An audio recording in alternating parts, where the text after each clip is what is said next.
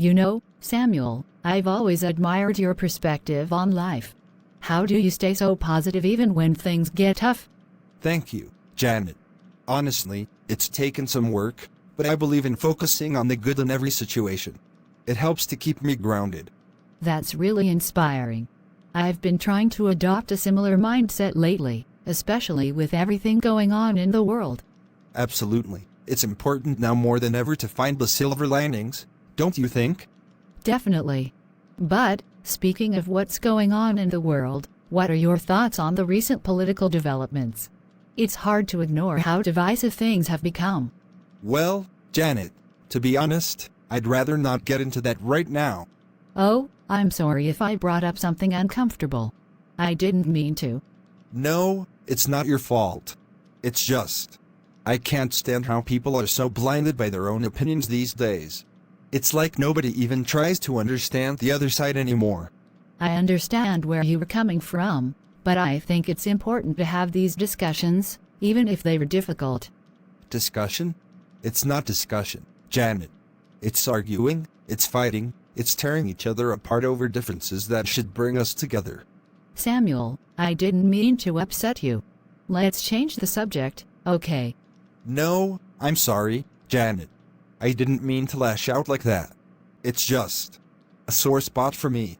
It's okay, really. We all have our triggers. How about we focus on something lighter? Samuel's anger is becoming something else entirely. If I had known he wouldn't change, I wouldn't have married him. It's like walking on eggshells around him sometimes. How did I not see this before? Maybe I was too blinded by love to notice the signs. But now I'm starting to wonder if I made a mistake. Hey, Samuel, can I have a quick word with you? Yeah, sure. What is it? I just wanted to talk to you about the project we're working on. I think there might be a better approach we could take that would. Look, Alex, I don't have time for this right now. I've got a lot on my plate, and I don't need anyone telling me how to do my job. I understand you're busy, Samuel, but I really think if we... I said I don't need your input, okay? I know what I'm doing. All right, Samuel, I didn't mean to step on your toes. I just thought... You just thought what? That you could waltz in here and tell me how to do my job better? I don't need your advice, Alex. Just leave me alone. Okay, Samuel. I'll leave you be. But if you ever want to talk about it, I'm here. People can take you for granted if you don't show them you won't take nonsense. It's like they think they can just walk all over you. Well, not me. I don't mind if they refuse to make friends with me. Let them think twice before crossing my path. I won't tolerate being treated like I'm some pushover. If they can't handle someone who stands their ground, then that's their loss. I'm not here to please everyone. Hey, Samuel, how was your day? Oh, you wouldn't believe it, Janet. It's like everyone at work thinks they can walk all over me. They just don't appreciate the effort I put in. I'm sorry to hear that, honey. But maybe there's a different way to handle it. What do you mean, a different way? I'm tired of being pushed around, Janet. I have to stand up for myself. Of course, but sometimes standing up for yourself doesn't mean shutting everyone out. You might end up feeling lonely if you push people away. Lonely? I don't need anyone who doesn't respect me, Janet. I'd rather be alone than surrounded by fake friends. I understand you're upset, but isolating yourself won't solve anything. Maybe there's a middle ground where you can assert yourself without pushing people away. You know what, Janet? You just don't get it. You don't understand what it's like out there. And you know what? Maybe I don't need friends like you either. Samuel, I was only trying to help. Lisa, could you please pass on a message to Samuel for me? It's regarding the upcoming project deadline. Of course, sir. But may I ask why you are not delivering the message directly to Samuel? Well, to be honest, Lisa, Samuel can be quite resistant to feedback. I thought it might be better coming from a peer. I see. Samuel can be a bit strong-willed when it comes to his work. It's not that he's not smart or capable, he's one of our best employees, but he has a tendency to react poorly to criticism. I was hoping he might take it better from someone he works closely with. I understand, sir. I'll do my best to deliver the message tactfully. Thank you, Lisa. I appreciate it. And if Samuel gives you any trouble, don't hesitate to let me know. I'll handle it myself if need be. Samuel is certainly a talented individual, there's no denying that.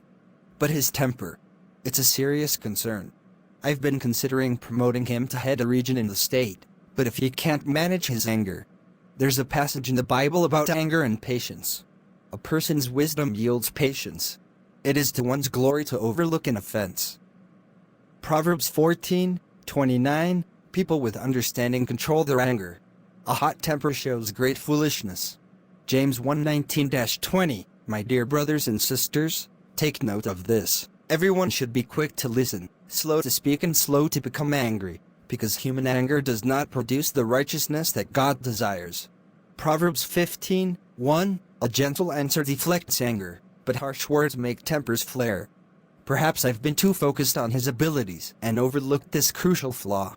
If he can't learn to control his anger, he could easily undo all that he's accomplished. I need to tread carefully here. Michael, I need to speak with you for a moment. Of course, sir. What's on your mind? I wanted to ask you about Samuel. Have you noticed anything concerning about his behavior lately?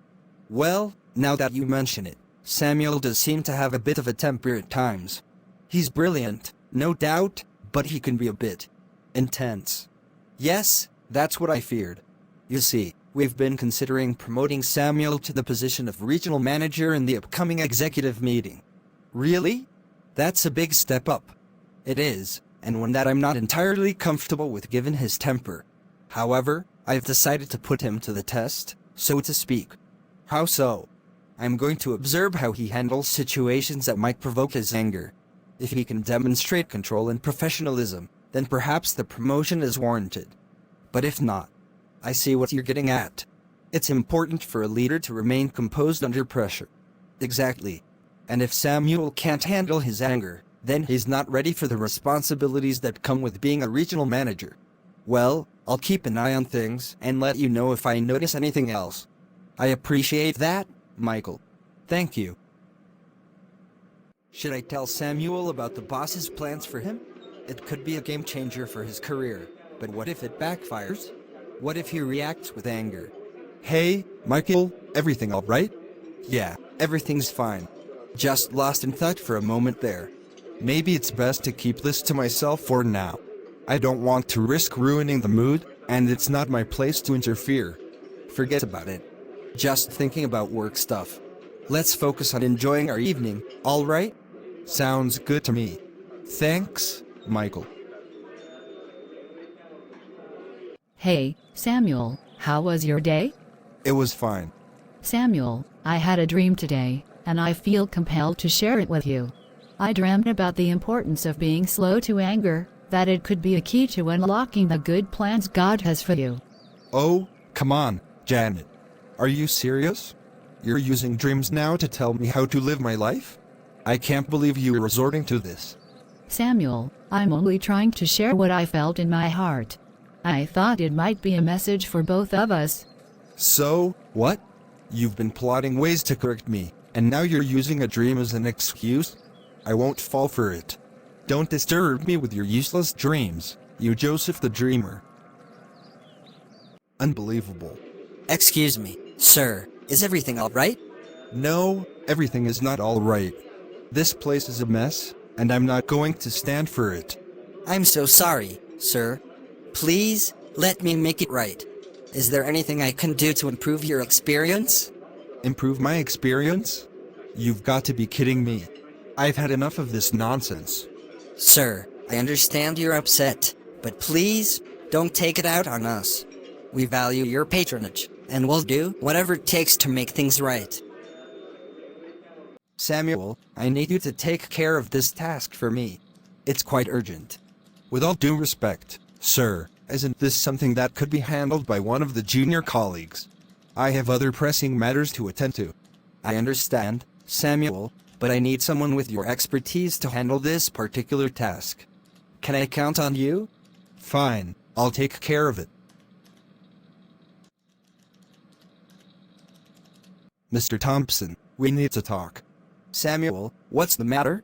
You can't keep giving me these menial tasks and expect me to just accept it.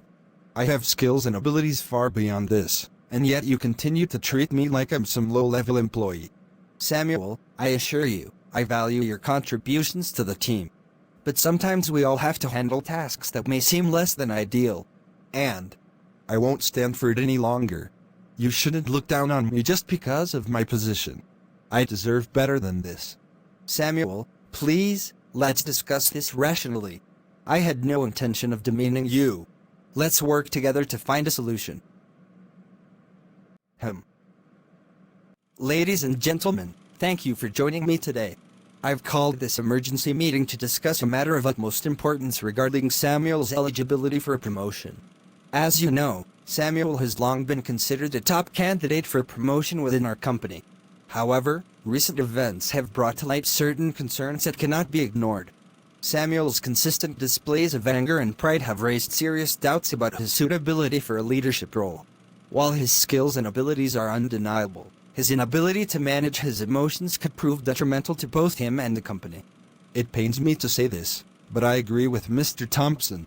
A leader must possess not only technical expertise, but also emotional intelligence and the ability to lead by example. I concur. Samuel's recent behavior is a cause for concern. We cannot afford to promote someone who is unable to control their temper and ego. Thank you for your input, everyone.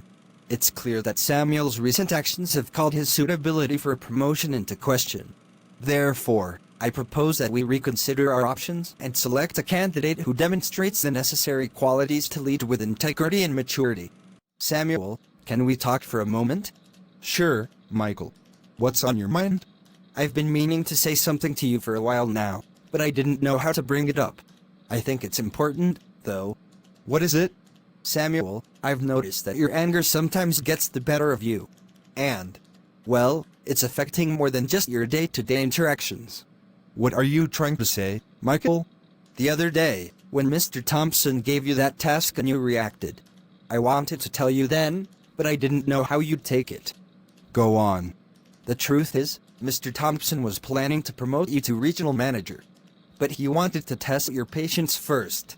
He wanted to see if you were ready for the responsibility. What? Why didn't he just tell me? Because your reaction confirmed his fears. Your anger. It ruined everything, Samuel. Anger.